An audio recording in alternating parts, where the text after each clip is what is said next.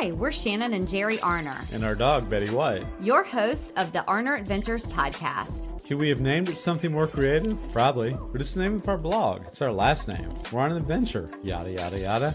After owning our own business, working 24/7. And don't forget a mental breakdown in between. We made a lifestyle change and decided to make the most out of life. We sold our house, most of our belongings, downsized, and moved to the coast. We live life minimally, but fully. We live each day as an adventure. This show will help you learn how to live life more fully, with more intention, by experiencing more, and with less stuff.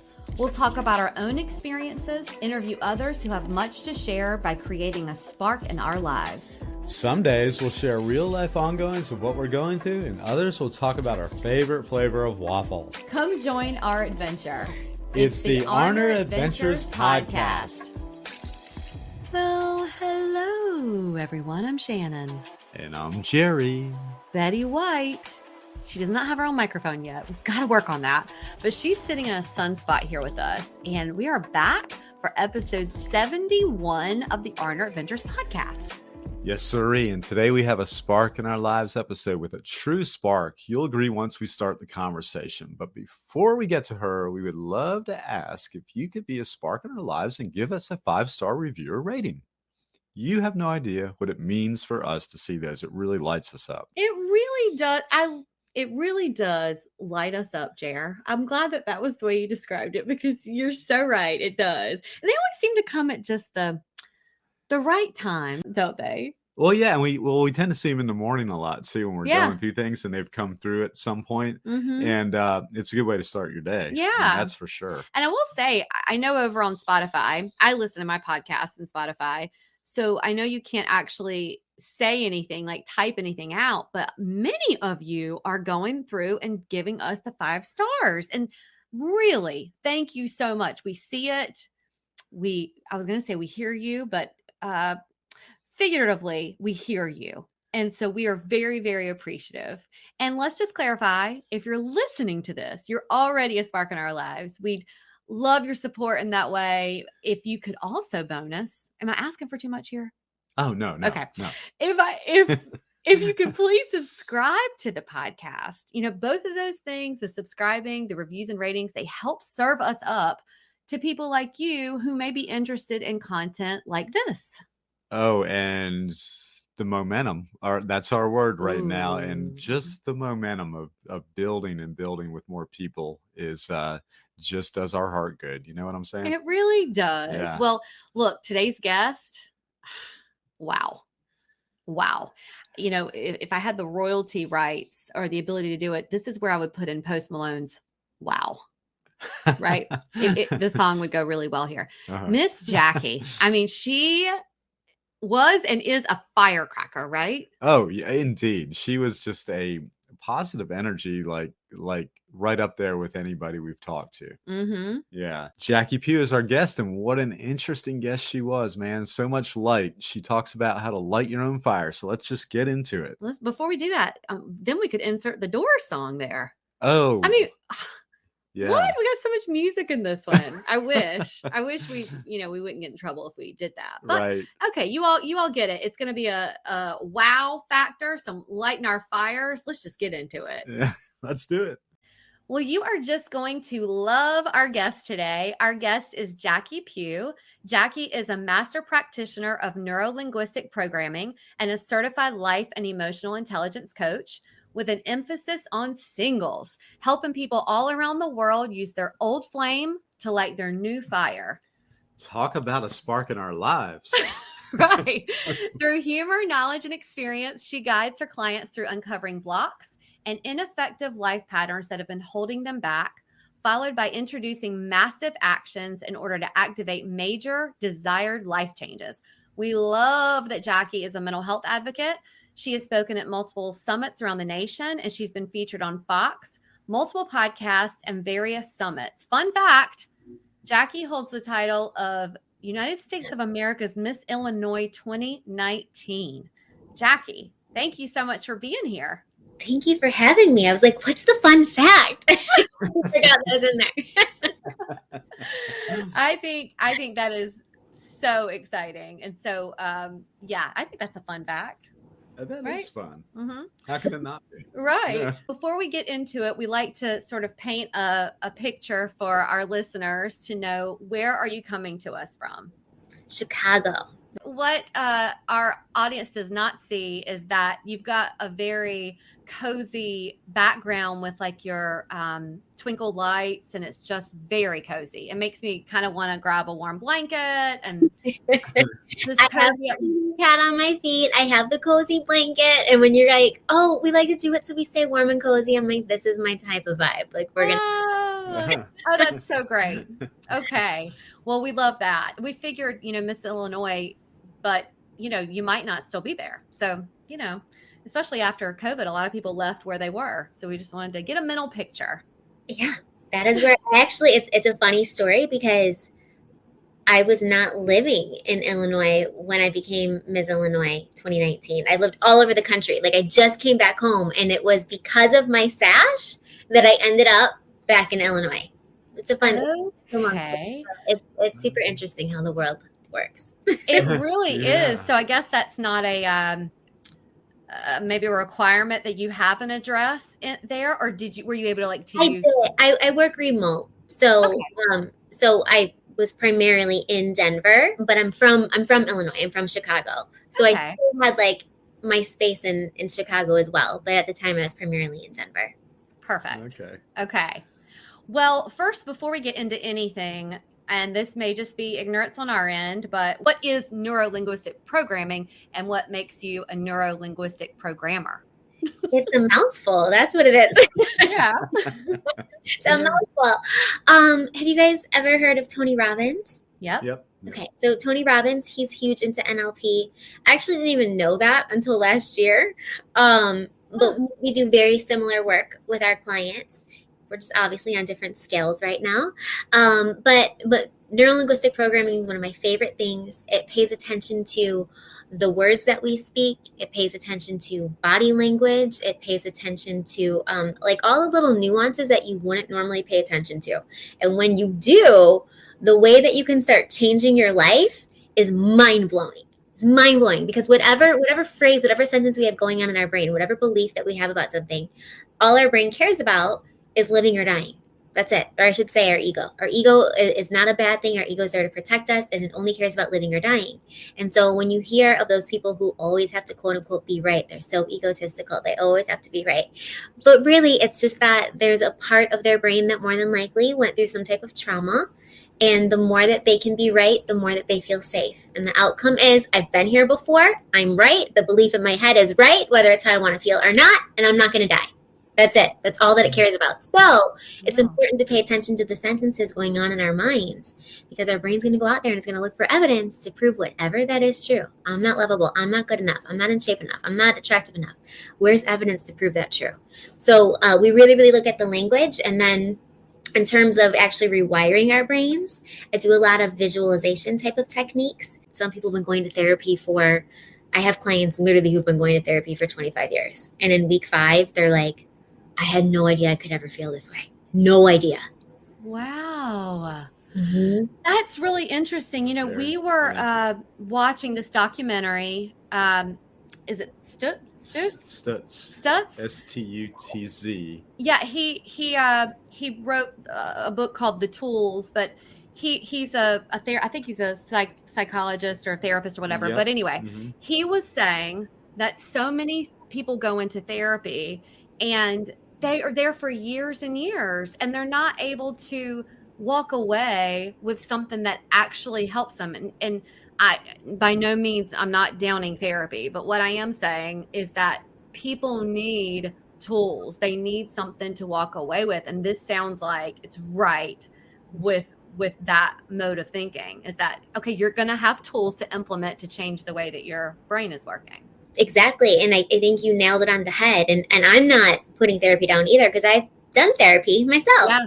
And it's, everybody's therapist is different, but generally speaking, what I have found for myself, sounds like from what you're sharing, with literally every single one of my clients, their experience with therapy has been, it's wonderful to have an unbiased opinion to like kind of blah, like vent, get all the things out. It's wonderful to have that. You may or may not get a new perspective, but a lot of times what I see is it can kind of keep people, I don't want to say stuck, but kind of more grounded in the past versus moving forward. Like it's constantly like talking about your past and going through those things, or you only have an hour with your therapist, right? Yeah. So sometimes you can't see your therapist for another month. Yeah. And so you're like, I need to get this out, and you vent and it's great. And they may or not give you that new perspective. And then you can't go back or contact your therapist until a month later. And then you tell them the same exact story, just a different circumstance.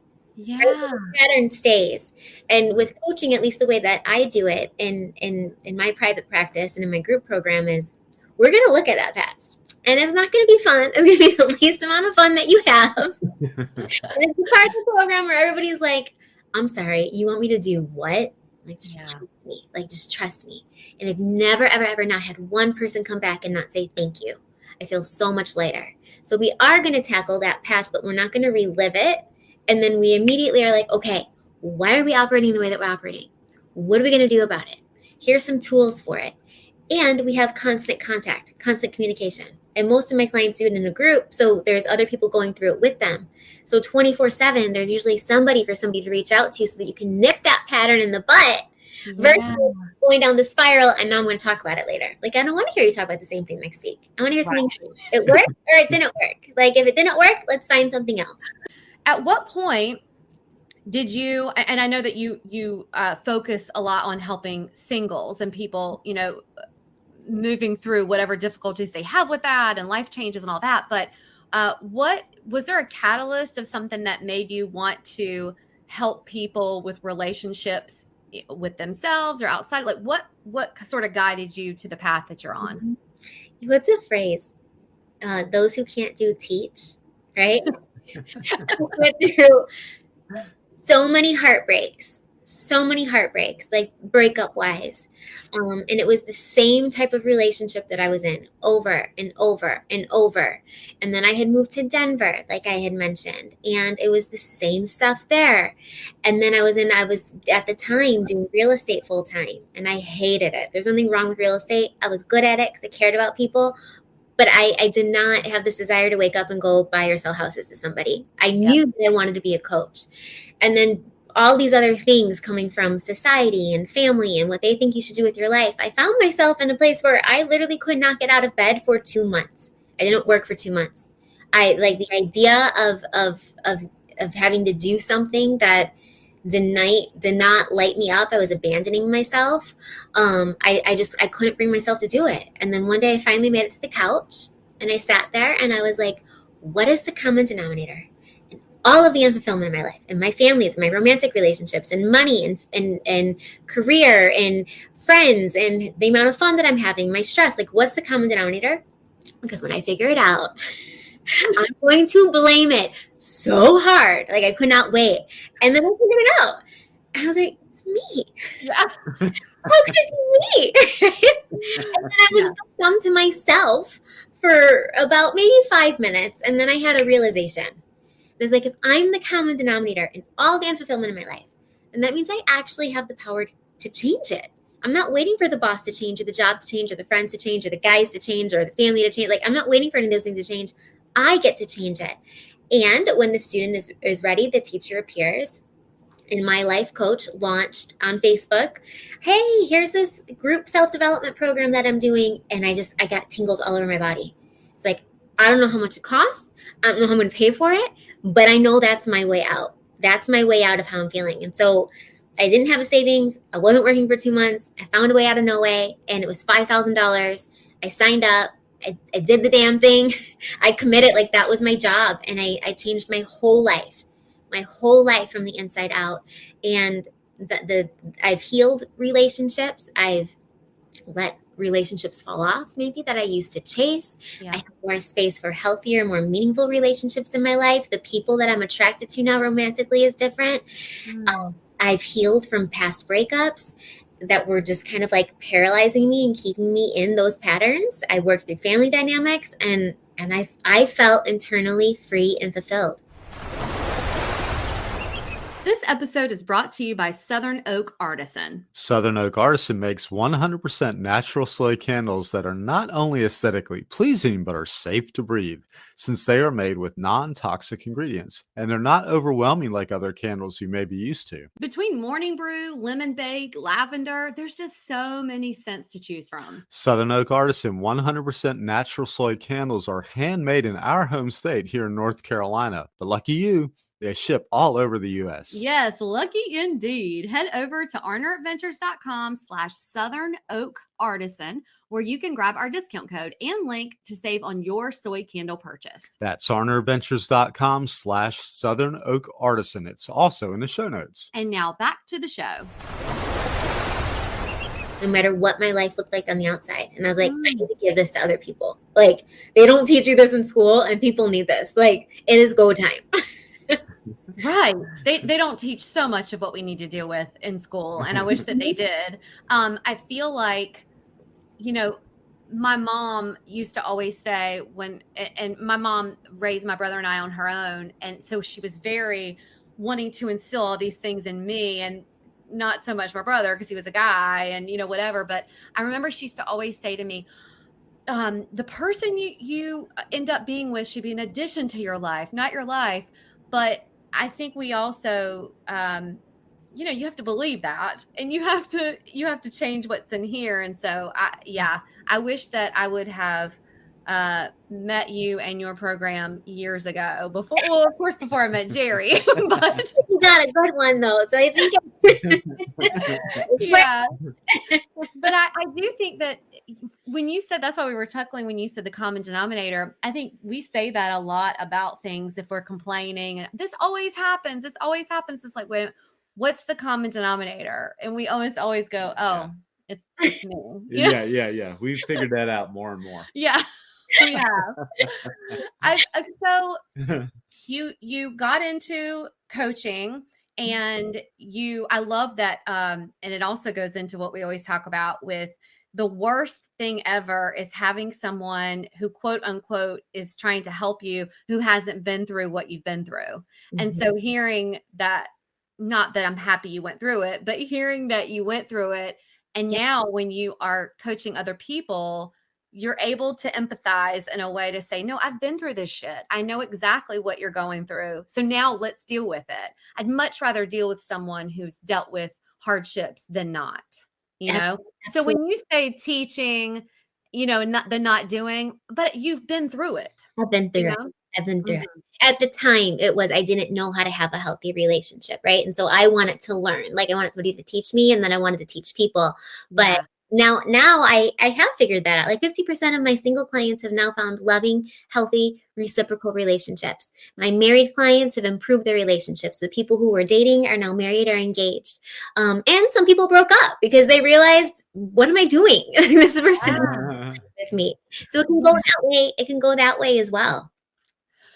So for our audience who are listening, who are single, whether, it's by choice, if they're afraid to get into a relationship, they've been burned too many times. And then speaking of burn, that you say, looking to light their new fire, as you say, what advice, of course, working with you, but other than that, if you could just kind of share a nugget with them, what advice would you have for someone who is in that situation? I get it. I would say a lot of my clients are in that place. I've been in that place as well. Mm-hmm. And first and foremost, let yourself feel burnt out.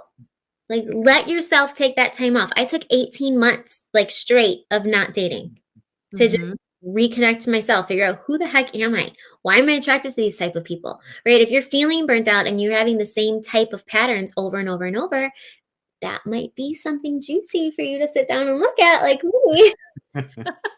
What's the common denominator here, right? Not necessarily saying that you caused somebody to cheat on you or you caused somebody to abuse you in some type of way. That is not what I'm saying, or that you deserved that. Mm-hmm. But if you're choosing to stay in it, or you're choosing to overlook red flags, or you are constantly attracted to the bad boy or the bad girl, there's a pattern there, and there's an attraction to, because when we're When we're little, depending what happens in our lives growing up, it can even be like your very first boyfriend in junior high or something, or girlfriend in junior high, something small happened or didn't work out. And then you have this mindset around love. Whatever we experience when we are little, we want to re-experience again in the future, like I mentioned a little bit earlier. So our brain will literally start to look for, oh, what is something unhealthy? Or somebody that I know it's probably not going to work out with. Or growing up, love was chaotic. Now my brain associates love with chaos or love with people who leave. And so now I need to find that so I can keep experiencing that. So if you're burnt out because you're experiencing the same types of people and situations, I would say sit down and start writing out, what are my patterns? What are my patterns? And what is the lesson that I learned from each relationship? Where I take responsibility, not from a place of regret or blame or shame or guilt, but like when we blame everybody else, when I sat there on the couch and I blamed everybody else, that word responsibility can be really triggering for people. Like, I didn't cause that. Like, why do I have to take responsibility, right? But when we're blaming somebody or something outside of ourselves, we're literally saying, hey, I'm giving you a silver platter with all of my power and all of my value, and you get to tell me whatever I do with it. And so when we just sit there and we're a victim to the dating pool, we're a victim to our exes, and we're not willing to take our power back by saying, hey, this was my part. Right. Or I put up with this, I shouldn't. Or I keep looking for the same type of person online. I'm so sick and tired of the dating pool, but I'm not willing to be vulnerable with people because I'm tired of the dating pool. But now I expect other people to be vulnerable with me. And it's cliche, but if we want it to change, it gets to start with you. And if you want more intimacy, you got to start cultivating that in your life first. I feel like this could, the situation for so many things, whether it's an unhealthy relationship or an unhealthy lifestyle, or I don't know. So just so many things that in our lives that we're in this rut or routine of always doing these things and putting these things into place that are so negative for us. Right? Oh yeah, because her and I are always sort of looking. I think we've developed a little bit of self-awareness on negative patterns. Even negative self-talk. And negative self-talk, yeah, we're pretty big on that. Yeah. And we call each other out on it. Like, I mean, I did it just a few days ago and just, but I think the progress is realizing that we do it. And then, it's like the whole thing, would you allow someone else to talk to your best friend the way that you talk to yourself? Would you allow your best friend to be treated the way that you are being treated? No. It's a mindfulness thing, right? And then it's like, I think when I was younger, and I think you too, I don't think my mind ever slowed down. So I didn't have time to really actually look and see. And I've just learned that over time, how to slow my brain down a little bit. And then you start noticing patterns and such. Yeah. It's a key too. That's something that to answer that question, like what's something else that I can do? A lot of times people want to jump from relationship to relationship, like on the opposite spectrum, right? And that was me. That was me. I would go on 2-a-day dates. I would have one at 6 and then one at 8. Like, I was not playing around. And I never took the time to just be. I was literally just taking all of my pain and trauma from each relationship or each bad date onto each bad date and expecting that person was miraculously going to fix it and just immediately earn my trust and be perfect without me communicating anything. So I would take that time to just be, because when you're by yourself, when you don't stay busy, when you're not running to this event or that thing, which I do think it's important to stay social, especially if we're feeling down. But it's also important to allow those feelings into, like, when my clients do my program, there's no substances. There's no dating. Like, there's no drinking. There's no coffee. There's no, like, whatever your vices are gone, because you have to sit there and you have to feel whatever it is that you've been suppressing for 10, 20, 30, 40, 50, 60 years. We can deal with it if we know it's there. So I would take a little break from dating. If you're feeling burnt out, sit, figure out what's there, write out your patterns, your lessons. What are you going to do about it moving forward? Because I also see so many people I get so passionate. I see so many people who are self-aware, and they do write down, they're like, yeah, I know I do this. I know that I cheat. I know it's not a good thing. I actually even know why I do it. It's because I saw this happen or that happen, or I do self-sabotage. Or you're dating somebody, they're like, yeah, I know I do this thing and I know I shouldn't and blah, blah, blah. And it's like, oh my gosh, it could be so attractive. This person's so aware, right? They're so aware. But if you're aware of what you're doing and you're not taking action to change it, like get help to change it if you need it, well, now it's just becoming literally an extension of who you are, right? It's not admirable that you are aware and you're choosing not to do something about it. Why do you think that is? Okay, for example, someone who cheats, usually they saw that when they were a child or whatever, and they implement, but they know they do it and they know why they do it. Why do you think it is that they don't change? Well, a lot of people are, society says it's not okay to have an emotion. It's not okay to have an emotion. So whether you're a girl or a guy or whoever, like primarily for men, right? It's extra not okay for you guys. And so when we experience something, we're like, that one's not cute. I'm going to shove it down and I'm going to carry it with me everywhere I go. And like energy attracts like energy. And then things keep building up and building up. And there's different attachment styles when it comes to relationships. If you guys have heard of attachment styles. Uh-huh. And a lot of people have avoidance. And if you're an avoidant attachment style, the last thing you want to do is sit there and feel your feelings. Like you do everything at all costs to avoid it. Everything at all costs to avoid it. And if you are somebody who, it could be like deep down, usually the issue, unless somebody has like a chemical imbalance or something like that, right? But usually deep down the issue is that you don't feel worthy of love. You don't trust that other people are not going to abandon you. So I might as well abandon them first.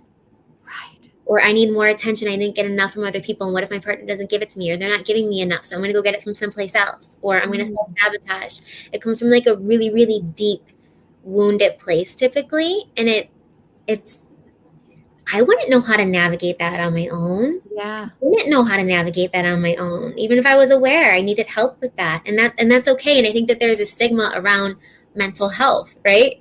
Oh, you need a therapist. Like you're in therapy, it's looked frowned upon, but, like we talked about, they teach us how to do math. They teach us about the planets. They teach us how to draw in cursive, although I hear not anymore. I heard that too. Different podcast. They teach us how to do these. They teach us what to think in school. They don't teach us how to think. They don't teach us how to deal with emotions. They don't teach us how to deal with life or how to have healthy relationships. This episode is brought to you by Flowdesk. We are big on productivity tools. When someone asks me what top productivity tools I recommend, one of the first is Flowdesk. Flowdesk is an email marketing platform that just makes things so much easier. We used to use MailChimp, but when I started doing a little bit more research, I found that Flowdesk makes email marketing more personal, it's less expensive, it's more aesthetically pleasing, and takes less time to implement. When I work with digital marketing clients, the first thing I recommend is that they make the switch to Flowdesk. There are so many beautiful layouts, workflows, and makes the recipient experience much more pleasant, which is what we all want. If you're looking to make a change to your email marketing platform, I highly recommend Flowdesk. I have a 50% off link for you to use. Head over to arneraventures.com/Flowdesk. Give Flowdesk a try. If you like it, which you're going to, you can save some money on your subscription. It will be linked in the show notes too. It's arneraventures.com/Flowdesk. And now back to the show. So the way that I look at it is when you decide to get quote unquote help or support, or just I'm going to work on my mental health and emotional intelligence, like I'm saying, hey, I'm signing up for my master's degree right now, and I want to learn the stuff that they refuse to teach us in school. I see what you got over there, and I want it. Like, give it to me. Yeah. Whoa. 4% of the world's population works on themselves. And so that 4%, like, I want what you got. Like, give me what you got. And that's what development is. Yeah, that's pretty neat. That's pretty neat. Thankfully now there's therapy is a little more accepted too. It's getting better. There's still Yeah. a lot of stigma, but Yeah. that's But so interesting. You know, the common thread that we hear with people who are helping others like yourself is that for the rest of your life, you should constantly be trying to be more self-aware and try to help yourself. And that, you know, that's just the way life should be. You should constantly be wanting to do better. And so, gosh, when you talked about that number being so low, that's a real shame. And maybe, I mean, that was a couple years ago. That was like, But still, I mean, but it's a shame because I think that, yes, we talked about earlier with therapy or even with, you know, working with you and dealing with all the repressed stuff, it's hard. And revisiting things is hard. I know you were looking at me when we were talking about the avoiding thing. I would rather think about anything other than something that's going to make me sad, because then I know I have to deal with it. And so I definitely have avoidance issues. But yeah, I mean, you constantly want to try to do better and be a better person. yeah, the Netflix special we were watching last night too. That was funny because the two of them, well, it was actually a professional comedian or actor with the guy, and they both could not go so long without deferring to some kind of humor. You know, it was like because they were avoiding. It was like avoiding with humor, and it was kind of funny at times because you could just see they were just ready to make the joke, but they were trying to be serious. You know, you probably see that a lot, right? Oh yes, like usually the class clown is because of some type of insecurity. Yeah. I do love me a good class clown, though. I like to joke around. Oh yeah, I mean, we all need humor. Yeah, we're doing it out of a space for attention, like a class clown does. It's coming from a place of insecurity. And yeah, people like when I'm looking at online dating profiles, and my girlfriend and I go, like, we swipe at the end of our podcast through dating profiles and talk about them. And one of the biggest things that you'll see is we'll get along if you're sarcastic. We'll get along if you can pick up on my sarcasm. We'll get along if or I'm a sarcastic, everything is about sarcasm. And when I see that, I immediately know more than likely there's not a lot of emotional intelligence going on here. It's somebody who wants to constantly deflect with humor. You can never have a serious conversation. They're avoidant. And I'm a recovering anxious and disorganized attachment style. So that ain't going to work. Why you tell me you're sarcastic? Because this will not work. You will have me crying. You guys heard it here first. Yeah. That you do not need to be putting that. That is so interesting. And I feel like people even say that. Like, you need to understand my sarcasm. You need to be able to deal with my sarcasm. I think you seem to hear that more and more nowadays too. Like, I didn't used to hear that as much, but a lot of people like to defer to that, and almost like with a source of pride. It's very prideful. And I think there's a huge difference between being witty and being sarcastic, right? I like being witty. I like joking around, but I'm not going to say things that are mean to you to make you question if I mean it or not. I'm not going to put ideas in your mind. I'm not going to deflect with some type of humor. It's just not my cup of tea. And it shows me that there's probably work there to do. If that's the most important thing to you and you feel like you have to put that on your dating profile, then there's something deeper there. Obviously popping up a lot where the people that you're dating are like, I can't handle this. And now you're blaming other people for not being able to put up with your sarcasm. But really, it's you having a defense mechanism up to protect yourself. Right. I bet that just developed some terribly codependent relationships too. All the sarcastics getting together. Now they have a way to find each other on the dating sites. Yeah, right. They can. Wow. So do you have I know that you help people through life changes as well. So do people come to you and say, okay, I don't even want to talk about the dating world. I have this going on and I need help with it. I'm just thinking, everything you do with the neuro-linguistic programming can help with so many things. So, I mean, you work with other people who are dealing with life things too, right? Yeah. So, so it was kind of like, when you start a business and it's like, okay, I have to know my target demographic, right? Yeah. So I knew I was going to be a life coach. That's what I wanted to do after I had found mine. But then I was like, there's got to be a niche. Like, what is the niche? And then I thought about myself and I was like, I saw the dating pool go from something that was okay to something that we dread, and like nobody's helping it. I need to help it. So it started out with me promoting to singles. I have not been married. I've had helped people improve their marriages and things like that. But I find I don't know, I just find joy in seeing people who feel, not that I see them feeling like, I'm not happy that I see them feeling down, but people who do feel stuck in their life. And when it comes to love, and primarily self-love, like I didn't realize that was my problem. That was my problem, with self-love.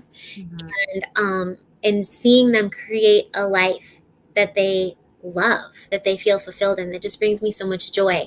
So when people come to me, usually they are coming from a place of, some people it's that they're feeling stuck or lost or depressed, confused in life. And then some people it is coming from a frustration or breakups from, relationships and stuff like that.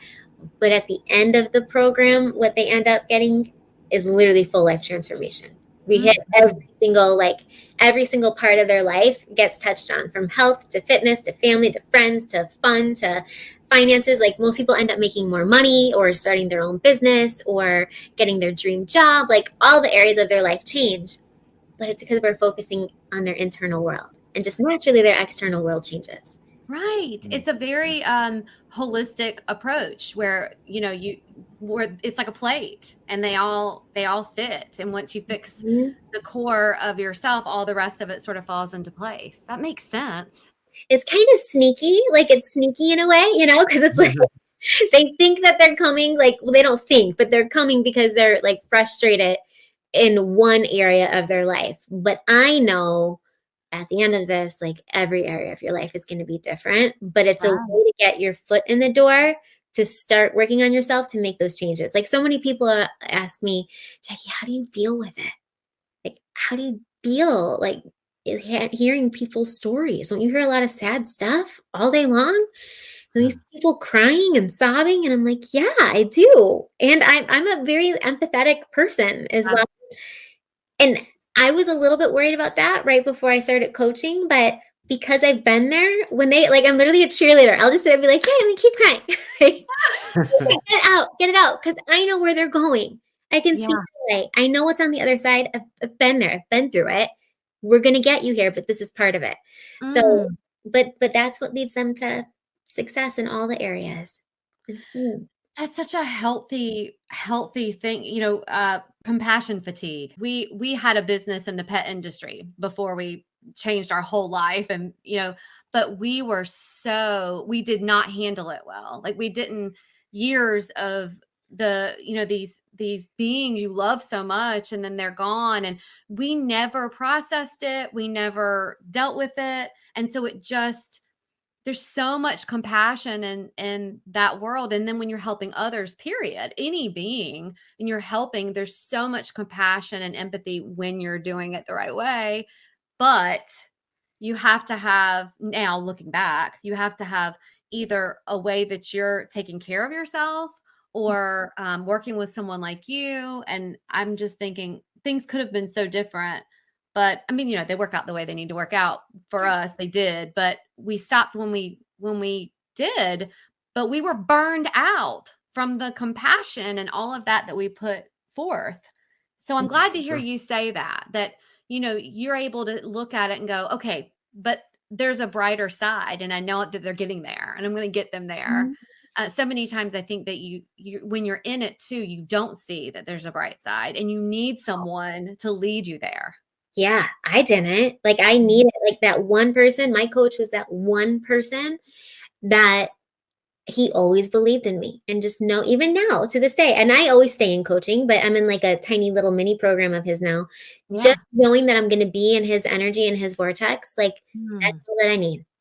Not that I need like any type of validation, anything, but just knowing that like there's that one person that always sees my light, even when I can't. It reminds me of my own light. Yes. Oh, I love that. Thank I love that. The energy, the vortex. I love that. Oh, you got great energy too. you guys. Thank you. So your podcast, you talked about it. Stop fucking settling. Okay, we're definitely going to link it below. We're going to start listening to that. So tell us about that. Tell us, what kinds of topics I think we know, but tell us what kinds of topics you talk about and, the flow. Yeah. It's really fun how it got started. I was thinking about moving to Austin, and there was a girl that I had just kind of met, so to speak, and she had a studio above her apartment or above her house that was furnished. She's like, well, you can come rent it for me. And I was like, great. So I went down for a month to check it out, and I really liked it. So then I stayed for 2 months, and she's a love coach. So speaking of attachment styles, I'm more recovering from the anxious side, and she can lean more toward the avoidant side. So I would go out on all these dates because I'm new to the city. It was like, you get that fun new energy. So we would talk about my dates, or we would talk about friends' dates and what's going on. And we would just have these hysterical conversations. Like, we'd be cracking each other up, like hysterical conversations about love and dating and life while we were eating our peanut M&Ms and peanut butter M&Ms, because we don't really drink, but that was like our version of it. It's like 3-4 o'clock in the morning. And then we would walk away and be like, that was so valuable. I just learned so much, because she has the complete different perspective than I do when it comes to relationships and stuff, because she sways the other way. Right. And then we kept wanting to collaborate. We didn't know how. And we're like, we should just we're joking. We should just set up a mic in our PJs and just record these conversations, because they're so helpful. So that's what we do now. We don't do them in our PJs, but it's called, we also don't really swear. We're so passionate about something, we'll swear, but it's not like we don't drop the F-bomb every 5 minutes like some people. And so we're like, what are we going to call it? What are we going to call it? I'm not judging. It's not something that, it's like something that I reserve for a moment when I'm really feeling it, and then feeling.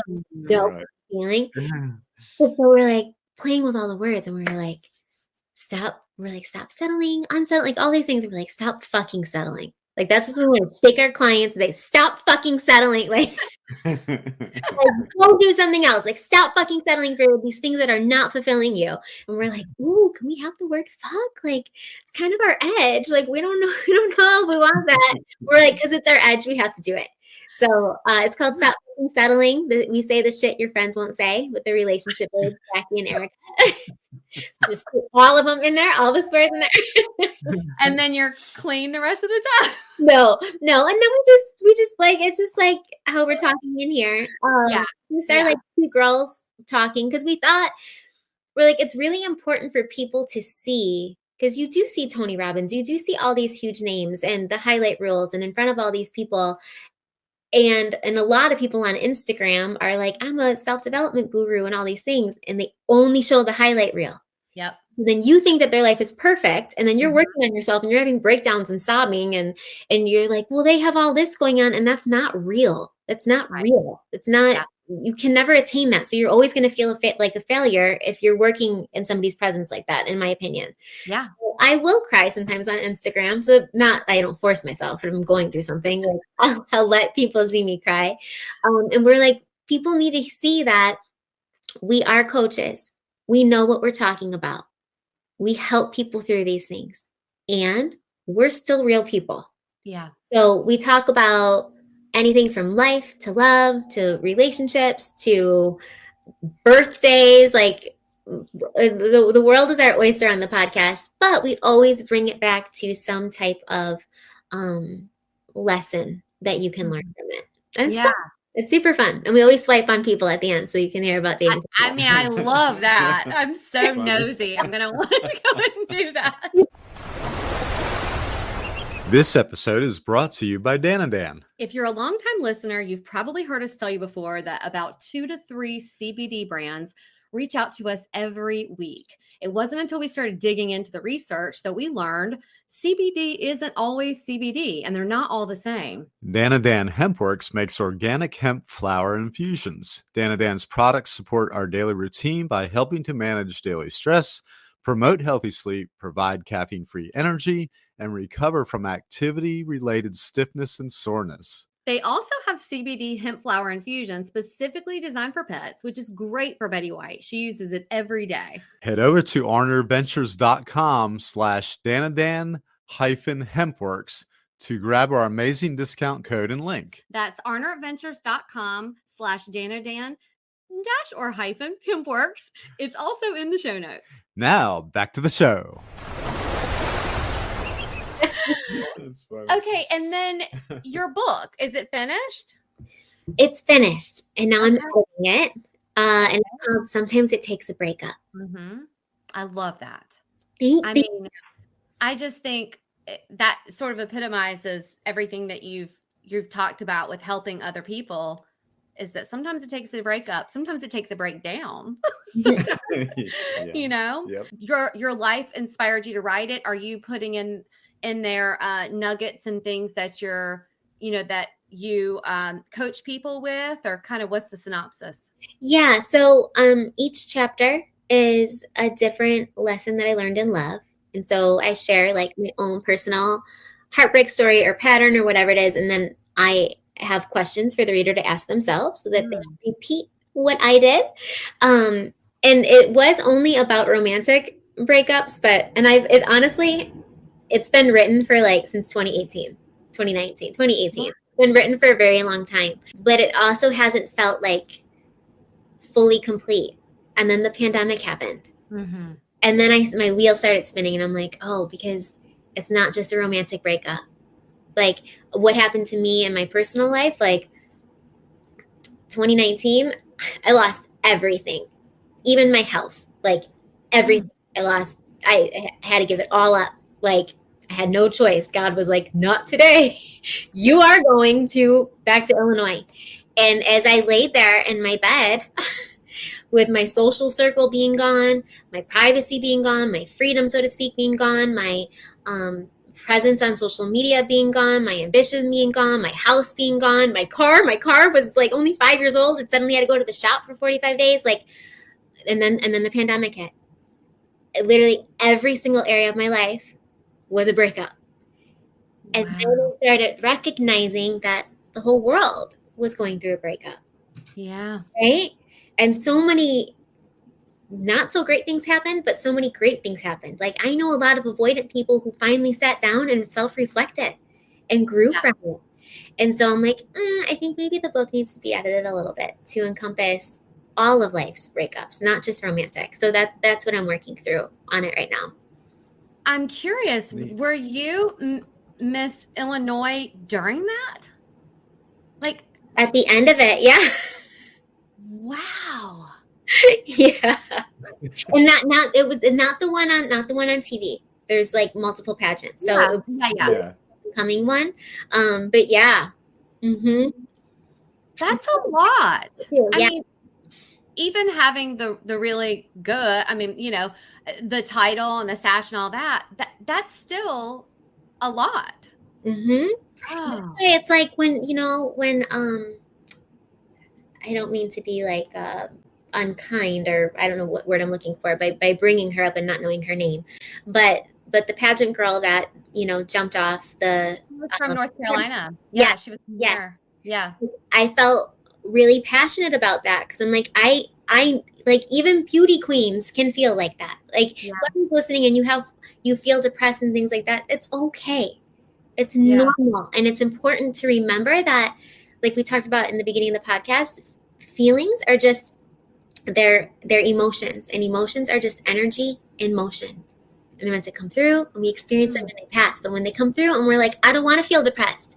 I don't want to feel this way. I should be over this thing by now. We're just holding on to it. It's not going to pass. What we resist persists. So give yourself permission to feel it in a healthy way that's safe for you and others. I will literally tell myself, Jack, because I can tell now, I'm fortunate enough to be aware if it's hormones and not girl hormones. It could be from food. If my hormones are off, if it's a mental thing or a mindset thing on why I'm feeling the way that I'm feeling. And if it's an emotional thing and it's not a mindset thing, I'll find Jack. If you need to have a pity party, have your pity party. And it usually passes within a couple days. Yeah. Sometimes one day I literally fought. This is when I lived in Denver. This is like 5 years ago, maybe. I fought all day not to cry. I just felt like I needed to cry all day, and I had no idea why. And I was like, Jacqueline, stop it. You have stuff to do. Like, you have to work. So I pushed through it all day, and it took so much energy. And I finally sat down to go pee, and I went,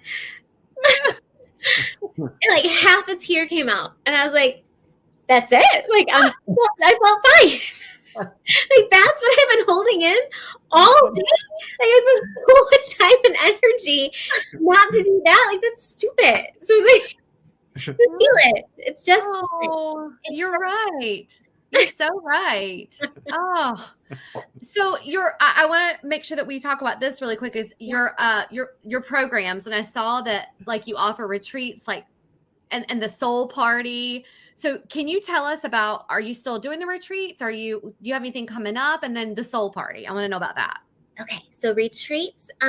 I have only been planning them for my clients who go through the burn program. We went to Dominican Republic. It was exquisite. It was the house next door to Oprah's. Like, I literally didn't even do the retreat, you guys. My clients pulled up and they got out of the car and they said, I'm coming to the next one. It's like, I haven't even done anything yet. Okay, this is great. Because it was just like, it was exquisite. It was just exquisite. So that's kind of like their celebration for themselves is usually what the retreats are. But I have been having a lot of people asking me, like, obviously I'm not in your program, or I'm married, or I'm not having these issues, but I'd love to go on a retreat. So there might be more of those coming. And then the soul party is, I do sound healings. Do you know what sound healings are? Yeah. Yeah. Okay. So I do sound healings. I'll do them virtually. I had a beautiful studio here in Chicago. I just closed it because I was going to move to Austin. But I would do full moon ceremonies and cacao ceremonies. So, and if anybody's in person, I'll do that. But I do offer sound healings virtually. I'm going to have recorded meditations on there. So at the end of my program, or at the end of each coaching session, I usually take people through a mini breath work or meditation or something like that. We're going to have to make sure that we stay up on all that, but we'll go over that in just a minute. Okay, I think we should go to your fast 5 questions. Yeah. Okay, so number 1 is coffee or wine? Water. I was going to say, she might say neither. Yeah. Do you abstain from any, this might be personal, but do you abstain from any like stimulants, like coffee or anything that change, like wine, any substances? I have, so before I worked on myself, I was noticing that I was having a glass of champagne, at least one glass of champagne every day. Mm-hmm. I started recognizing that, and I'm like, do I need to have a glass every day? Like, sometimes it would be a date, sometimes it would be a networking event, sometimes it would be a client out. Like, do I need to be drinking every day? And then I got into the program, and we also had to be sober in that program, and I had to get rid of my chocolate. I had to get rid of all my vices. But then I was able to add it into my life in a healthy way. Okay. That thing didn't control me anymore. Now I have control over those things. So I'll have a drink, maybe once, maybe twice a month, but I want a fresh tasty cocktail, Coffee makes me you give me one sip of coffee and I'm like my heart is pounding out of my chest. I'm super anxious. I'm hyper. It's not cute. So yeah, that's him. I use the half calf. Yeah. And I got the one little thing of half calf in the morning, and that's it. You're good. I can really feel it. I'm like, what? I wish I was like that. Yeah. To her, it's not like that. But oh my God. Yeah. And yeah. I mean, I drank regular coffee for years, and I don't even think I was aware. I just thought everybody was that way. Me too. Bouncing around. I've never met anybody who felt it like I do, so that's nice to know. Yeah, it definitely does. Oh yeah. And since then, I've been more aware, just reading on things that a lot of people do have that issue with caffeine. So. Yeah. So interesting.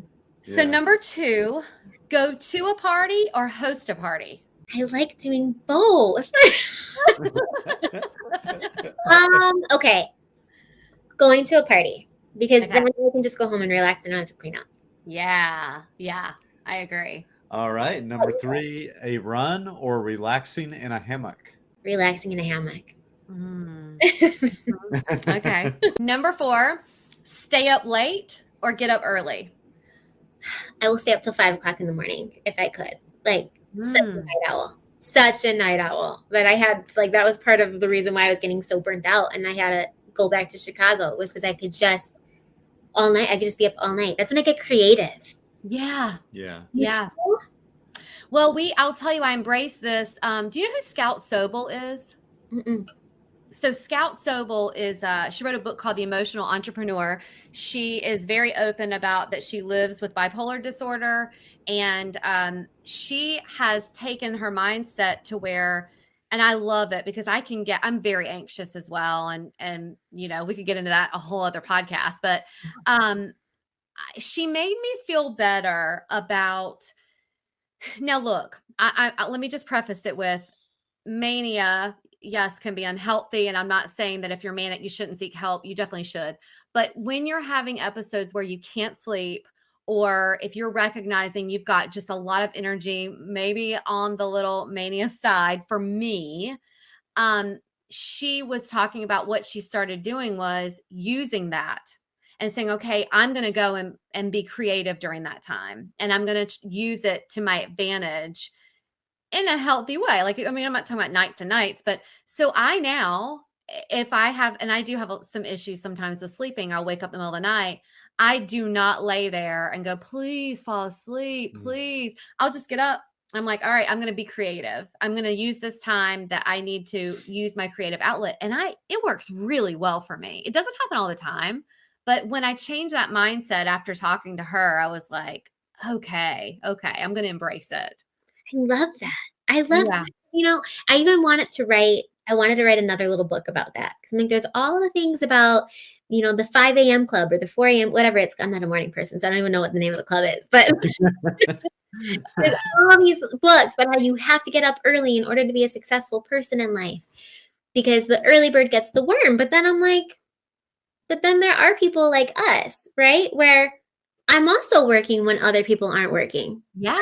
This is when I just get my natural creative burst and I'm like laser focused and it's like the world is quiet and it feels cozy to me. Oh, yes. Well, I read too, where like in something about this, where like in pre-industrial times, pre-9 to 5, Monday through Friday type of societies, that people actually did, because they had to go to bed so early because they didn't have lights, you know, their candles. They would go to bed when it got dark. Then they'd wake up at about 2 in the morning, and maybe that's when they'd write their letters or do something creative or walk outside and look at the stars.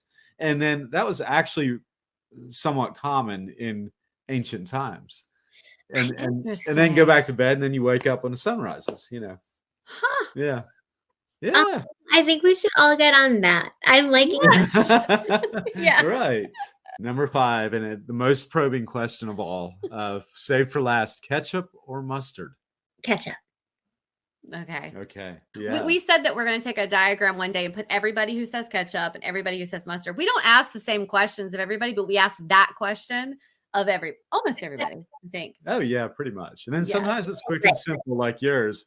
And sometimes it gets really tough for people to even talk about. There's a lot of emotion with ketchup and mustard. There is that, even on profiles. People talk about the ketchup, like ketchup doesn't belong on a Chicago hot dog or something. Like, I'm like, who talks about why is there so much emotion in this? Like, but it is a thing. You're right. It's a thing. People can get passionate. Sure. Well, Jacqui, the question that we do ask everyone, and a little bit more on the serious, but you know, light if you want it to be, is what does a life well lived mean to you? A life well lived to me means doing what you want for you and nobody else. At the same time, being an asset to society. That makes sense. So not with selfishness, but like not everybody fits into that box that society wants you to fit in. And so doing whatever makes you happy, and then being kind to other people around you. I think that you can like the biggest thing that I ask myself and my clients, 2 things.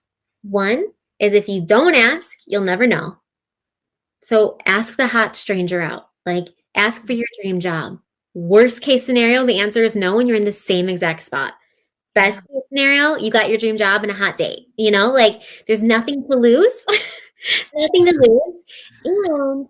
And I always have my clients ask themselves, and this is literally something that I'll do multiple times a day sometimes. When I'm 100 years old and I'm about to transition to the other side, will I regret not doing or saying that thing? And if the answer is yes, I do it.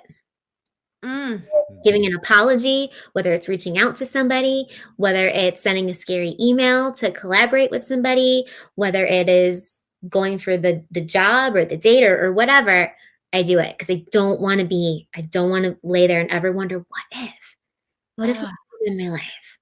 Yeah. Yeah, that's good. Yep. That's really good. If you ask that, I think that it'll keep you aligned with living a life that's meaningful for you. I agree.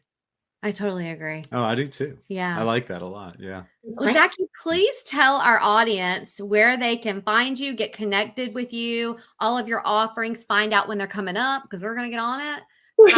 How is that? Yeah, I hang out on Instagram the most. So Jacqui_Pugh. I'm sure it'll be in the notes somewhere. Yep. If you send me a message, I probably will not know because there's like that filtered mail, I know. Not following me, I probably won't ever see it. So I would either leave a comment on one of my posts letting me know that there's a message, or best way is just go to my website, which is linked in my bio, which is JacquiPugh.com, and you can fill out the contact form or apply to work with me. And I'm always checking that. I'm always there. And so you can get in touch there. Beautiful. We're going to link like you said, link all of that down in the show notes. And I feel like we're going to have another one of these in the future because I have loved this. And I feel like we have so much more to talk about. But thank you so, so much for your time and for being here. Oh my gosh, I had so much fun. You guys are delightful. And I wish it was in the city because my group would be fun. Thank you. We always gain a lot of insight, and I don't think this is any exception. No, I think we gain a lot of insight. I'm excited. Yeah. Well, thank you. So much. Have a good one, guys. I mean, am I right or am I right? I wish now that we're done with the conversation, we could just pop in some "Wow" by Post Malone, but we can't do that. But you all get it now. You've heard the conversation and you get it that Jacqui she has that wow factor. She's got a spark. It was just great, right?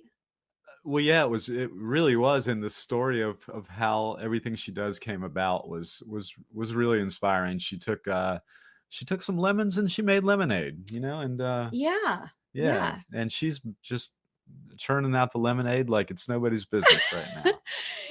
In complete seriousness, after this conversation, we cooked dinner after it because we did the conversation just before dinner. And I remember us talking about it and going, gosh, isn't it so great when you talk to someone who is really, we talked about this on the episode, but I'm just reiterating how much of an impact it had, who has really gone through some shit and really gone through some challenges, and they're able to take it and turn it into helping other people maneuver through it. And I just loved that. Me too. And that's just seemed to be the foundation of, it wasn't necessarily our intention, but it seems to work out that way, that is kind of our guests that have most of our guests have usually gone through something like that and really made something good out of it. And just hearing those stories, time and time again, it really, it's really nice to have that in your life, to be able to talk to these people and hear their stories. Yeah. I think, first of all, I love that we now have a really good understanding of neuro-linguistic programming. Oh, right. Yeah. Yeah.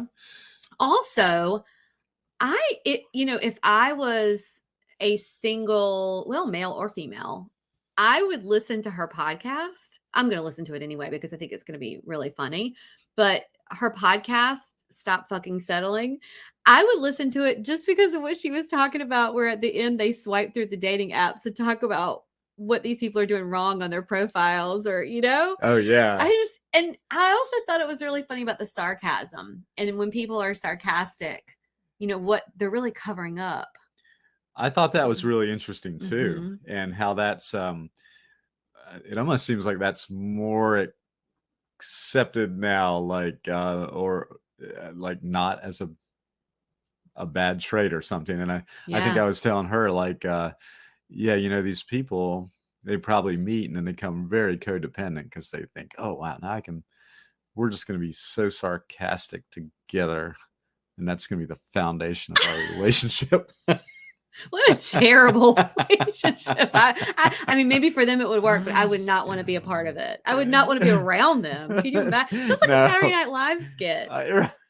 It probably is. It probably is. I'm sure it has been at one time. Yeah. Well, she's going to be all her stuff is going to be linked down in the show notes. But I know the thing that we are definitely going to look into is when she offers another retreat. I would love to go and do that. Yeah. And I think that she would just have so many wonderful nuggets to offer at a retreat. I mean, like so many of our guests have nuggets to offer, but I think it would be a lot of fun. It sounds like it would. And the soul party and all that. It just, I'm sure she would be a great person to lead that sort of event. If this episode resonated with you, or if you know of someone who would benefit from anything we talked about today, or any episode, our guests, or anything, please share it with a friend. It's a great way of supporting the podcast and us, and we really appreciate it. Another way of supporting the pod is by leaving us a 5-star review or rating on the platform you're listening to us on. Oh, and go ahead and hit that subscribe button because that also supports us. We would love that. You can always find us, links we refer to during the show, and any of the podcast sponsors at ournerdventures.com or linked here in these show notes. And until next time, enjoy that journey you're on. We're wishing you lots of adventures. Adios. Arrivederci. Au revoir. Adios. Sayonara. Auf Wiedersehen. Dos vidaniana.